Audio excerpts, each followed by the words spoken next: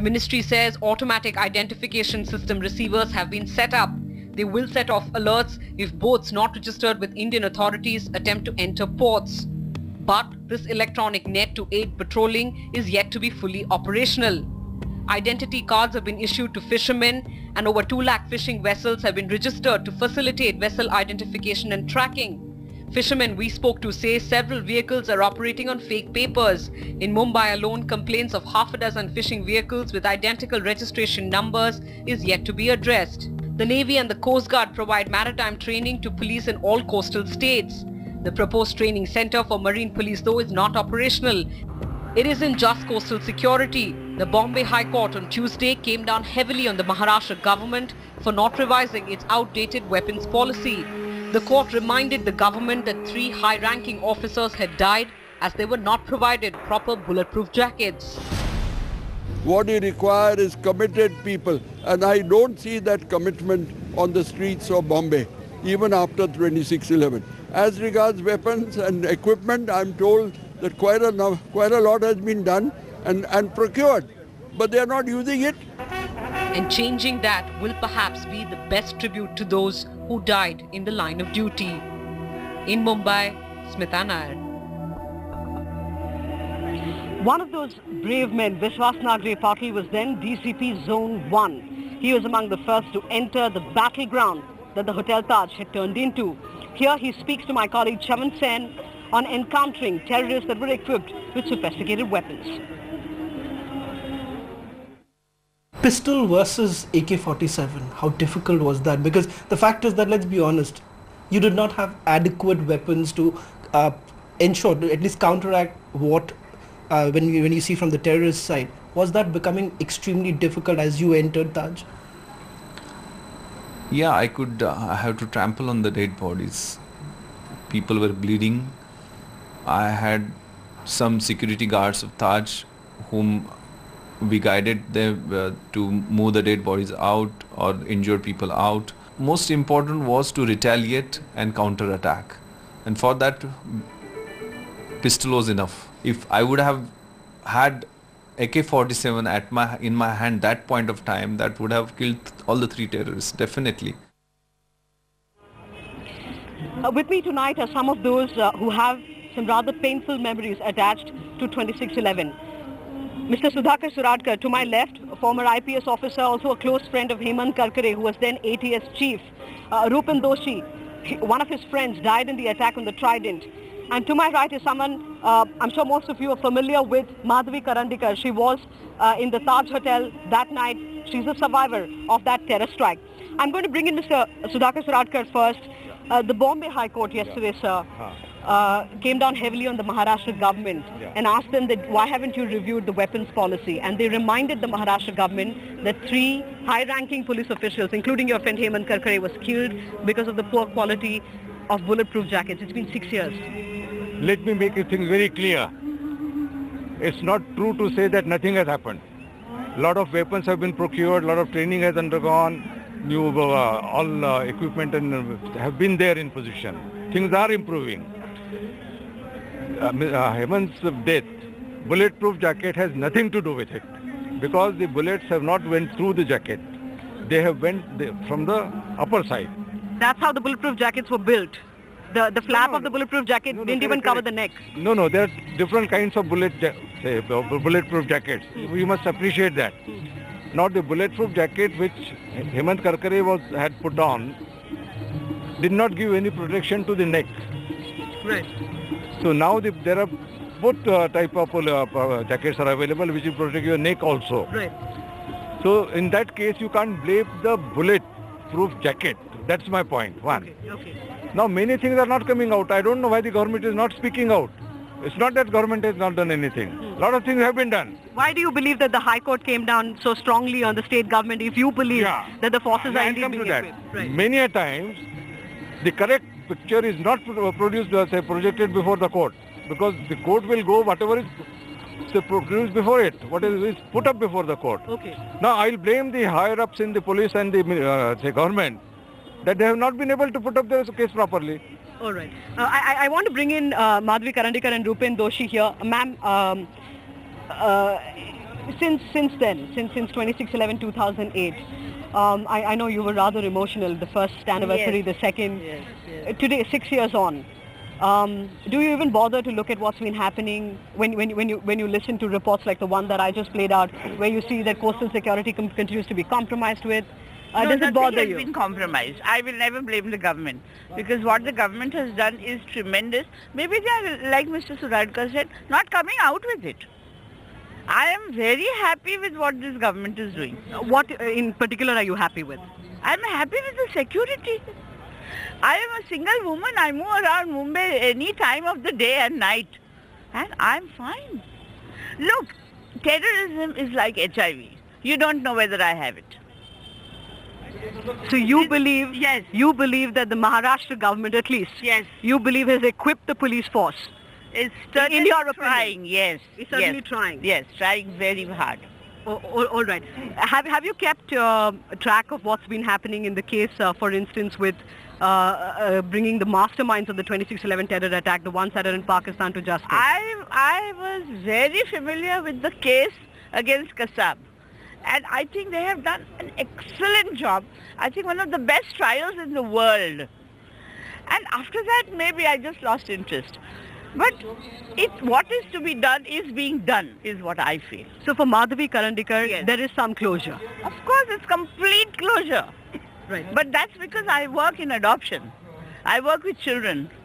So I've just channelized my mind and my personal grief is finished. All right. How many of those for whom there are painful memories, like you, Rupen, for instance, Madhavi Karandikar here says she's channelized it differently. For her, perhaps the grief is no longer there. It's been 6 years since your friend died. What do you feel today? There can never be complete closure. You know, if you ask the close ones of the departed, there's never complete closure. But to link it with what the government is doing, what security arrangements we have, all of that may not be really linked. I don't think that's in order. I think security is a larger issue. There has to be security in the mind, in the heart first, and then there has to be physical security. I think if we work the way the Israeli government works, for instance, or the way the Jews carry themselves all over the world, you know, where they're damn tough guys, right? So if the government, through its police mechanism, you know, puts the fear of God into each and every citizen, that if I break the law, then I'm in a soup, then I won't jump the signal, I'll pay my taxes, I'll not spit on the road, and Kassab and his friends will not invade the country. What do you mean by putting the fear of God? How can the government do that? Very simple, just implement the law. All the laws are in place. Our fathers of the Constitution figured it all out in 1950. Just implement the law. I think that last mile connectivity is what's important. We have very good laws. They need to be effectively implemented, justly and fairly, and then there you are. So if Mukesh Ambani splits out of his car, he gets arrested, just as I do. So if that law applies to everybody, then there we are. All right, that's the point. I want to go back to the law enforcer. Mr. Yeah. Suradkar, you're letting this government go rather easily, some would say. In the report that I just played out, Yeah. of course, the Maharashtra government isn't the sole authority when it comes to coastal policing. There are a variety of agencies, including the Navy, the That's Coast right. Guard, that look at it. There are major lacunae that still exist. You know, we did an investigation in 2006 that showed how it's easy to simulate what Dawood did in 1993 in terms of landing the RDX. The gaps in coastal security still remain. How can we tolerate that 6 years on? We shouldn't tolerate. I entirely agree with you. There has to be rule of law. Now we have different law. One for Ambani, one for a constable, one for a DG. This must stop. So that is one thing. Secondly, you take the work is what is expected of a person who is competent and capable of. Now policemen are not capable of doing patrolling in the sea. Please don't ask them to concentrate on sea. Let them concentrate on land. That's an important point you're Yes. making. The ones who are being sent for coastal policing haven't even been trained. There is no training school for coastal policing yet set up. And provide them proper logistic. Now they are moving in doors which cannot chase any speedboat. I was also looking after this. They only caught a small dinghy with liquor. Right. They couldn't catch. So equip them properly, train them properly, and then expect results. Without doing that, if you expect results, I think you are not going to get anything. So let the Navy do its job, let Coast Guard do its job, let Customs do its job, let police, and let there be proper coordination. Right. So it has to be properly coordinated efforts by all. By all. Rupen, You know, right after the 2008 attacks, right here we saw outside of the Gateway of India what we refer to as people power, where there were hundreds and hundreds that gathered with placards that saying enough is enough, so on and so forth. We saw similarly people power play out in Delhi, for instance. But it appears that, you know, this sort of people's movement dissipate into nothing but cynicism eventually when you see that it doesn't really move the powers that be. You've all spoken about how there has been some incremental progress. Even so, what is the role that a citizen like you, for instance, plays, and do you believe that we aren't being vigilant enough, aren't putting the kind of pressure that you must on the powers that be? We aren't playing our role as citizens. Oh, sure. Our role as citizens is not just to put pressure on the powers that be. First of all, what is this powers that be? I am the most powerful person in this country because I am the citizen of this country. Do you treat me as different from the DGP of Maharashtra and the Prime Minister of India? I don't accept it. He has security, so I guess you treat him differently. But in our minds, we still have that feudal system. We can't be that feudal. So we have to actually take power in our own hands. So we can make a difference. There are two ways of doing it. One, like you're suggesting, putting pressure on the powers that be. So if all of us come together, unfortunately these candlelight vigils are just symbolic. They're not sustaining. So if we have that in our hearts, then only it can be sustaining. So I think we need to kind of figure out that I must spend 2 hours every week on doing something for the nation. Or like the Japs, you know, they work 10 hours a day for their offices and factories and 1 hour for their nation. I think we need to do something like that. Right. And about time. Right. People like us, I think who've got more than we have given back. I think certainly we are the ones who are the leaders of society, and we should start by giving back. Right. Madhavi Karandikar, what about those young people in your family? You know, they've seen you speak out often, you know, the horrifying moments that you experienced at the Taj, and that surely means something. How do you see that translate for the youth of the country, as you see by way perhaps of the young people in your family?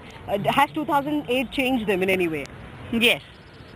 We have all become very close to each other. We charge our telephones all the time. We have become wall clingers. But what I want to say to Mr. Rupen is, we must not look at our government as a foreign government. We are not fighting our government. Mm-hmm. You should believe in your government.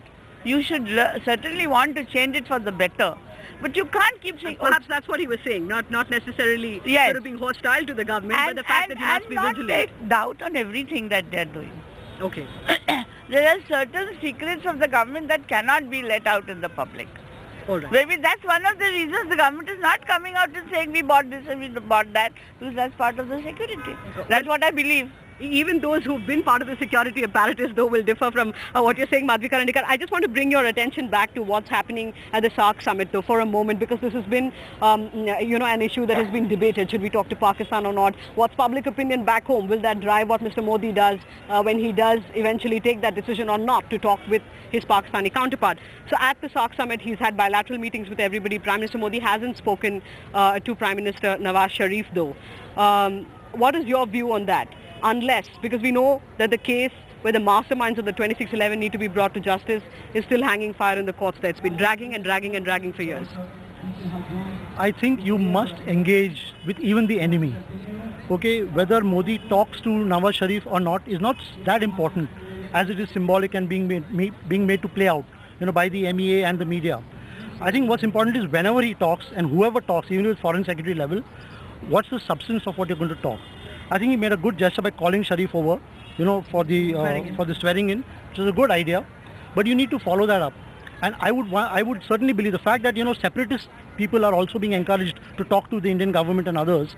I think it's a good idea, you know, talk to the enemy, and you never know what may come out by sitting on the table. So the first rule of human engagement is that you must talk to each other.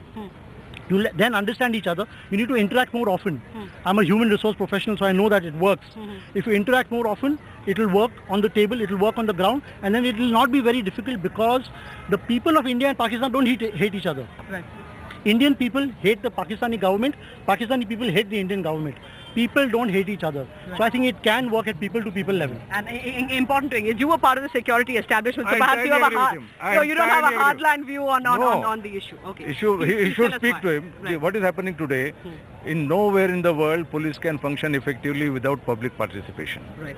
So the public will only participate if you have the credibility. Right. The credibility, again, it boils down to, and who will take the first step?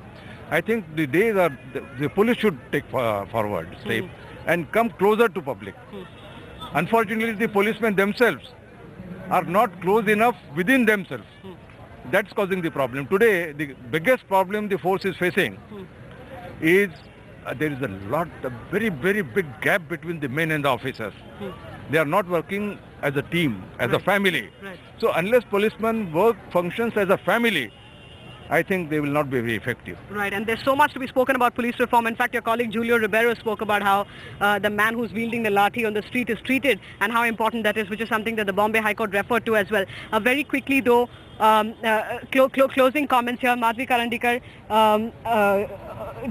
what are your thoughts today as to what do you want to tell those 166 families that lost a loved one in the terror strike? You were perhaps lucky you survived. No, I was not lucky. I don't think I was lucky. It really hurts when people say I was lucky I survived. I hate it. It was horrible. I lost another dear friend, Kavita Karkare. She passed away. So that's another trauma I'm facing today. So, well, diversify your interest, because your human brain is such which will eliminate the pain associated with the memory. Eliminate the pain. The memory will not go, but live on. Right. Rupen Doshi, a quick word from you as well, because it was personal for you too, not too far away from here. What does it feel like today, or what do you want to tell those who are still struggling to sort of, deal with that grief? Look, all of us have to go one day. It's very unfortunate that you have to go like this, and we tend to believe that this should not have happened and I would have continued. But no, like we say, Ayush khatam ho gaya. So you had to go. It's unfortunate that it happened this way. So like my Jain philosophy teaches me that if you have to go one day. There's nothing you can do about it. So at least live life well. Live life as well as you can, religiously, spiritually. Don't hurt people, don't harm people. Follow the law. For all Indians, please follow the law first. So I think while I can't offer any consolation to those who lost their dear ones, I think there's a halfway measure. That at least if from now onwards you live your life well in their memory, do good stuff for the rest of the people in their memory, to carry on their legacy. I think that's at least halfway there, half a battle won. Laudable even. Rupen Doshi, Sudhakar Suradkar, Madhvi Karandikar, appreciate you so much for joining us here on CNN IBN tonight. As we slip into a break here, I want to play out for you a musical tribute that happened right behind me here at the Gateway of India. This is remembering the men, women and children who died, and in particular those in uniform that laid down their lives in the line of duty.